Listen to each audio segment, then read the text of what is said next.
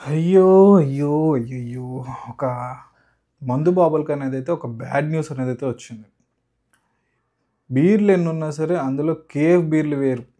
ఆ టేస్ట్ వేరు అనుకునే చాలామంది మందు ప్రియులకి ఇది ఈ విషయం అనేదైతే చాలా బాధాకరమైన విషయం అనేది చెప్పుకోవచ్చు. వాళ్ళందరికీ కూడా మనం సింపతి చూపించొచ్చు. ఎందుకంటే ప్రస్తుతం ఉన్న స్టాక్ ప్రకారం జనవరి 31 వరకు కేఎఫ్ బీర్లు సరిపోతాయి. అసలు ఎందుకు బీర్ల గురించి చెప్తున్నాడు అంటున్నారా?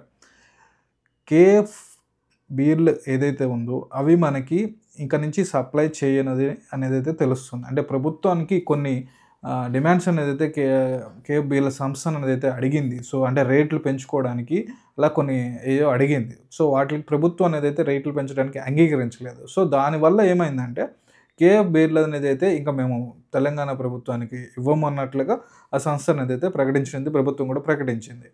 సో, ఈ జనవరి ఆ స్టాక్ ఉన్న స్టాక్ ప్రకారం చూసుకున్నట్లయితే 31 వరకు అయిపోతాయి. సో, అప్పుడు అంటే ఫిబ్రవరి 1 నుంచి ఈ కేఎఫ్‌కి అలవాటు పడ్డ మందు బాబుల ప్రాణాలు ఎలా ఉంటాయి? అంటే అలవాటు పడిపోయారు గదా! ఈళ్ళేం జేస్తారనేదైతే కొంచెం ఇబ్బందికరమైన విషయం. వీళ్ళందరికీ నా ప్రగాఢ సానుభూతి అనేదైతే తెలియజేస్తున్నాను. సో, వేరే బ్రాండ్‌లు ఎతుక్కుంటారా? లేదంటే ప్రభుత్వం నుంచి ఇంకో కొత్త బ్రాండ్‌లొస్తాయా? లేదా ఈలోపు ఏదైనా గమ్మత్తు జరిగి కేఎఫ్ బ్రాండ్‌లనేదైతే మళ్ళీ రిలీజ్ జేస్తారా? సో, మీ ఒపీనియన్ ఏంటో కింద కామెంట్ చేయండి. మీకెవరికన్నా కేఎఫ్ బీర్ తాగే అలవాటుంటే వీడియోని లైక్ చేయండి. అలాగే కింద కామెంట్ చేయండి. Thank you friends.